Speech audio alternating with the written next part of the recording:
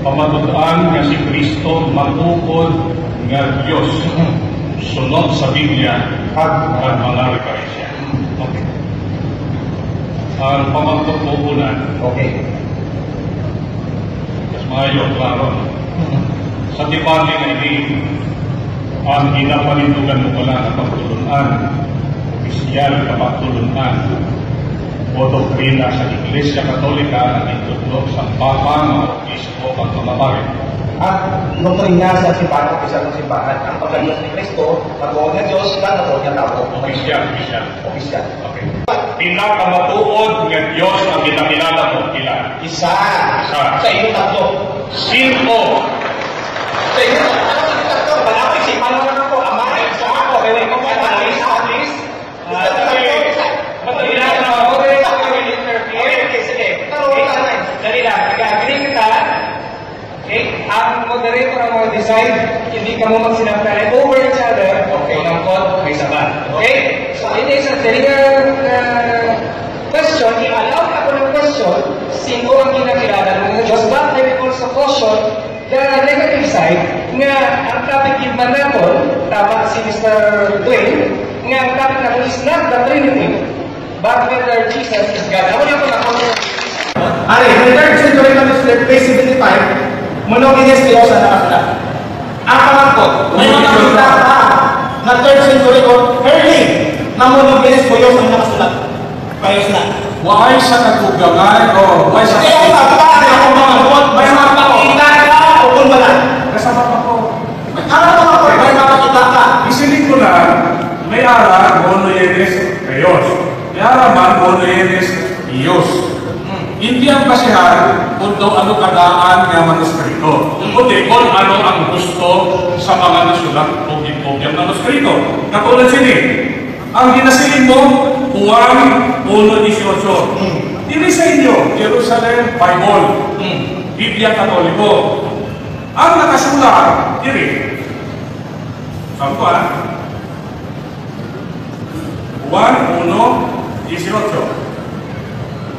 No one has ever seen God. It is the only Son. Ang pamangkot ko, ay kita sa original text. Ako na pangayo ko. Manuscript na 3rd century or earlier than that, yung Monogenes Theos. May makita ka wala. Ako wala na wala may makita. Una mo sa natin. Halika. Sa answer my question. Una mo sa natin. Okay. Una mo sa natin. Sa wala ka sa may makita. Hindi ang pamangkot ko. Ako original text sa atong pinastoryahan. Hindi ang translation. Hindi ang translation. Dapat kami. Tapos na ang 1 minute to answer. Okay. So wala siya sa may makita. Malusot lang po. Diba lang, sa John 1:1c, no? Kahit Theos and Logos, magkapulong Diyos. So, sunod sa inyo, kay wala sa article dira, hindi na Diyos. Na ang pamangkot. Sunod sa Greek syntax. Humon ba na sa definite, predicate, nominative noun, na nag-present siya sa predicate verb na wala sa article? Common ba? Para maintindihan nila. Kasi ikaw yung hindi kaintindi. Ikaw yung hindi kaintindi. Okay, ang pamangkot ko sa imo, amune. Sunod sa Greek syntax. Diba sa akin kung kami sa Greek? Kay Theos and Logos. The question is, common ba sa definite, nominative, predicate noun na nag-present siya sa predicate verb na wala sa particle? That's my question. Common ba? Sunod syntax. Kasi gusto mo Tagalog eh. Sa original ka na. Tagalog. Ang pangangkot. Hindi kayo lang ito. Sabat. Common ba sa definite, nominative, predicate noun na nag-present siya sa predicate verb na wala sa particle? Common ba o hindi? Hindi ka parte sa 1:1:1. Ang pangangkot o common ba? Okay.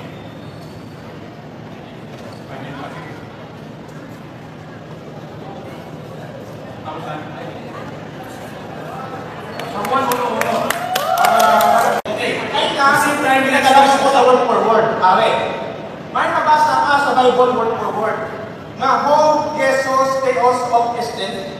May mabasa ko ba eh? Sa Greek. Sige, lupon mo para maintindihan nila.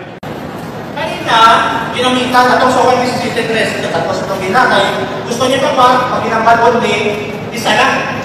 Dahil para mamamutong na nga, hindi sa ginagamit ng version, yung sa version ko. Anak ko itong day, Jesus said to him, why do you call me good? Only God is good. Para lang hindi gamit. Subot ka, nga kamay lang ang God kasi Kristo hindi. Ano pa mga? Sa Tagos 2:10, sa Greek Comic Along kay Lucas of Theros Timon Yeso Cristo, pwede mo na-explain sa amon grammatically. Nga buhay na ka person? Ha? Sa Greek ha? Greek. Ano, Greek sa Greek eh? Cristo, okay. Ang mga nagtuon sa Greek, i-translate nila sa English, i-translate nila sa may nag-translate, duha kinatutunan. Wah, Sa Biblia. sige. Pwede mo na-explain sa ito. Ako sa siya, 1 minute response. Sa tumanan, sa Biblia, hindi sa tanan ngayon, grammar na tao, dapat ka na ganito. Dito sa mga sa Codex Leviticus Codex Vaticanus. Hasta sa 20, versikulo sa Marcos 16, o hasta sa 8. Kasi nagreklamo na may mga pare niyo. Hindi, ako malulog sa ka. Yan ang question is, so in the text, hasta ba sa versikulo 20, ang Marcos 16, o hasta sa 8? Kasi 14 yung ginamit eh. Kinapagkakaroon sa buhok ang pagkay sa kapitulo. Kasi, nag-istorya na yung mga pare. So, ang sa akin po ito, ang muli. Tutulan nyo, sunod sa inyong brain analysis, kaya lang sa Tagos Dura, hindi lang isa lang tao, isa lang person. Kundi duha lang. Pakitain ko, i-explain sa po sa Greek, hindi ko na ako interpersonal na interpretasyon kasi. Ganong test na po, gagamit sa Bible, tapos, supply na na siya ang lingkod. Gagawin yun! Diba? Protect na? Kung sabi ko tama, mabasa sa Bible, nagkagawa din siya ang yung interpretasyon. Ikaw na gamit sa Bible, nagkagawa pa kita sa komentaryo ng Salas. O, parang to, sinamas mo yan, kasalas siya. Gusto siguro ni Mr. Panusilio na babaon kung hindi mabasa word for word sa Bible na may truka, hindi na tama. Dapat may trugin. Ang Alpeno, sa Greek, yung sa Hebrew. Now, labas kayo na sa pag-process ng mga salmo.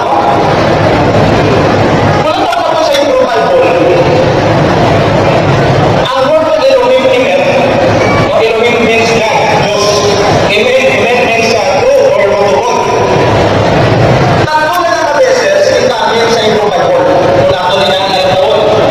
Sa Ipagwang Kronika, Exodus, Elohim Emer. Sa Ecclesiastes, Elohim Emer. Sa Psalm 31 verse 6, Elohim. Now, buwan pa lang sa inyo nun, ilang mga Elohim nila na nakapatuloy sa Diyos. Umpisa pa lang sa Genesis, no? Nakapunta sa Genesis is very sweet. Bara Elohim, Masama Elohim, Maaretz. Ang Elohim nila, kung maglalakay sa imit, hindi na ito ng Diyos.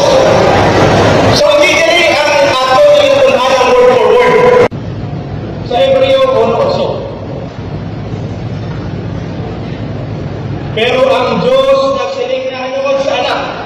Ang imong trono o Diyos walang sing katapusan. Nagkakaroon pa sing matarong sa iyong kinaharian. Laro diri, yung ginhambal sa kamay, itawag niya ang iyang anak na Diyos. Now, karon, ila naman niya ang balo, sa lang naman niya yung translation, kaya man, ang tama naman yung translation is, God is your throne. Now, isa sa mga accurate kuno na translation sa Bible na ginagamit, na binigyan ko pamatuntan ang ngalan sa simbahan, ngayon na binagsipinsaan, ginagamit ang Lamsa translation. Ikaw ang binuhatan by Titanyoso. The problem is, para sa ilang, ang your throne o God is sa lang translation. Pero ang Lamsa, tama ang translation. Gano'n na itong marunong pasahon, kung ano nakasulat, sa Hebreo 1:8, sa kinaambal nila na accurate na translation. but of the Son he said, thy throne, O God. See? Ang ginahambal ninyong accurate niya translation. Sa Hebreo 1:8, nagapamatugon.